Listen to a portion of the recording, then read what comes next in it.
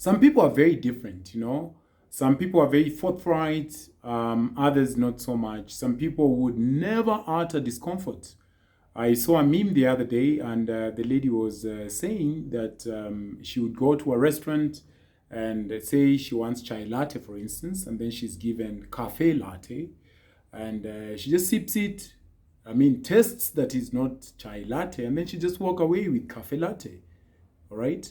While other people would not take that line down, they'd be like, "Hey, I asked for chai latte, you've given me cafe latte." So some people are just, wired like that. Some people are just wired like that. They don't like to cause a fuss. They take it easy. They're chill. All right. And so they suffer so much, sometimes in the hands of other people who are in their space, stepping on their toe, and they will never say it. And now there's the other side of people. The other side are people who are stepping on your toe. They don't know they're stepping on your toe. You know they're stepping on your toe, and you're not saying it. I want us to talk about subtle and obvious signs you've overstayed your welcome in somebody else's house. Because I realize sometimes, when we're having these conversations, I realize that sometimes I'm given to a lot of assumptions, as most of us are. You're just assuming that the other person should know that what they're doing is wrong. But sometimes you really honestly don't know. You're having such a good time enjoying people's spaces that you don't know you've overstayed. And they're also so maybe very timid. They never tell you, and they're just like, you know what, when he'll get tired, he'll go. So how do you know? Are there signs? I want to share those with you. Good evening. My name is Eric, and this is Eric Stories. I hope you're having a wonderful day. I am. I thank God everything is coming around just well. Eric Stories, if you're new, is about you and I having ideas about issues of everyday life. Some of them rather obvious, others not so obvious, even taboo subjects. We talk about all of that stuff. And I welcome your mind about any and other things you've heard me say. You can shoot me a message on my direct message on Twitter and Instagram and YouTube, or even on the comment section. Okay? So feel free. You're more than welcome. I love to learn and hear your mind and your perspective about all of this stuff. So what are some of the subtle and obvious signs you've overstayed your welcome? Some people will never tell you, imagine. They won't tell you. You're like, Jenny is always easy. So this is my 4th month. Jenny, is it 4th month? Come with the juice. And Jenny's just like, oh my God, when is she going to leave? But she'll never tell you. So I want to tell you that you've overstayed.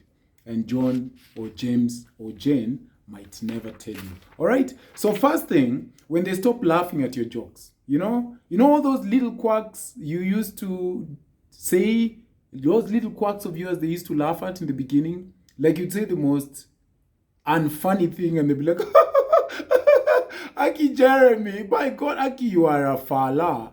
Now they don't laugh. They either change the subject and there's just, every time you do those silly quirks, it results into some awkward silence.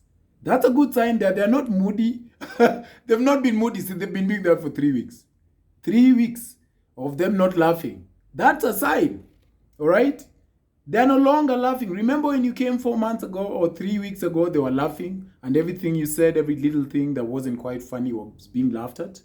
Now they're not laughing. It's not that they're moody or they're bored or they're having a difficult time at work. It's you. You've overstayed. All right? They like, while stop laughing at your jokes, they like to fake remember to do something and leave the room. When you're doing those quacks, they're like, oh, anyway, let me send an email. There you have it. That's a sign. You've overstayed. So instead of waiting around for another week or two for them to come around, you can pack your bags and go back to your house. Yes, leave. Imagine. They won't tell you. But also you don't know. You think you're having fun, but you're not. You've cramped their style and their space. Go. They no longer have fun plans after work or on the weekends. Remember when you came, the way they were like, oh, by the way, I can't wait to finish quickly. There's this live band that we have to go see. That is what they were doing 4 weeks ago. And now all of a sudden, no longer are they proposing any fun plans. You're not going for poetry night anymore. Instead, they order takeout and retire to their room. That's another sign you've overstayed. That's another sign. Imagine. So leave. Another sign you've overstayed. They no longer congregate in the kitchen or the living area with you. They elect instead to retreat in their own privacy of their bedroom or in a quiet corner and get some extra work done. You know, when you came the way, you'd be like, oh, where you come, let's sit together. Hey, this family time we are eating together.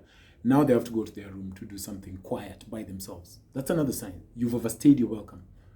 It's subtle, but it's another sign. Go away. And please don't ask, Ama, you feel like I've overstayed. You've overstayed. They might say, no, it's fine. Kwani you feel like that?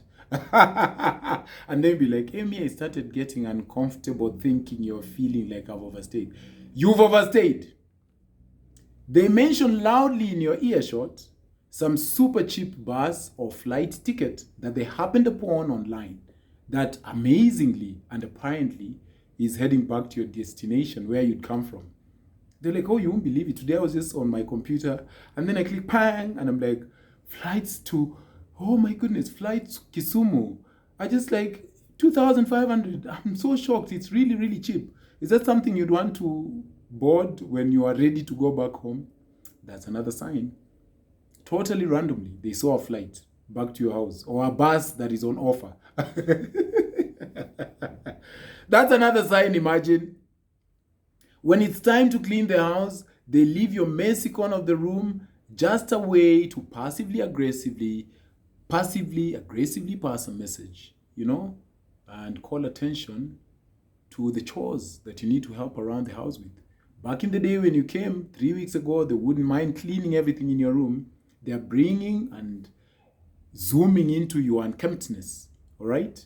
They're calling attention to the chaos you brought into their house. That's what they're doing. That's another sign. You know the way you left your socks lopsided and your vest, all right, in the living room just next to the bed, and now you've come back and the help was cleaning and then they just left it like that, yet you left your door wide open. That's another sign. Go back to your house, Patrick. Go back to your house. They've gone back to their normal routine, saying things like, in this house, we don't cook for lunch, you know. Maybe you can just busy yourself and then in the evening we can all eat together because it's not in our habit. It's not our custom to cook at lunchtime. That's another sign, Patrick. They're telling you to go, like you've overstayed. You've overstayed. When you came, they were bothering themselves and telling the help, please make a little something for the guest. Make a little something. Now they're no longer doing that. So go. They start asking you tons of questions about life back where you came from. So how is your mom doing, for instance? They say, oh, and do you speak to your girlfriend often? How is she doing? She doesn't miss you. What about the little shopkeeper used to tell us when you came? They don't call you to miss you. Yeah? And how are they getting by without you? You're not missing them. Those are not conversation starters. You've been there too long. They're asking you to go back to your people. Surely. Joachim, that's the hint. Finally, it's a no-brainer. But again, I don't like assuming. Sometimes you don't get it completely. And they've tried and tried, and you're not getting it. They change the lock without telling you, all right? Or go with the keys and not announce when they'll be back. Some guy was telling me a very interesting story, how his neighbor had his brothers move in from the village to Nairobi. And as a way to prompt them to look for work quickly, he would announce that he normally leaves for work at 5 in the morning. And so they thought that he'd let them sleep in. So at 4:30, he woke them up and said, I'm leaving for work. So like, but we are not going anywhere. He said, no, you go look for work. And so he locks the door and goes away. He comes back home at 7. He says those guys didn't last 2 weeks. They all had shifted. So when they change the lock on you and don't tell you, you can now start calling them like, hello, I'm at the door. Did you leave the keys? They didn't leave the keys and they're not going to pick your phone call. All right? So before you wait for more signs, those are signs you should leave. They have harsh conversations when you step into the room, another sign. They have put a padlock on a refrigerator, another sign. What are you waiting for? A whistle? Move. Go back. Don't wait for it. In fact, there should be a standardized rule on how long you should stay at somebody's house. I would think a week tops is good enough. Unless they say, no, come, just add another 3 days. But a week is really stretching it. Then go away. Good evening. Let's hang out tomorrow on the live at 8 o'clock. Tell me what you think as well. All right?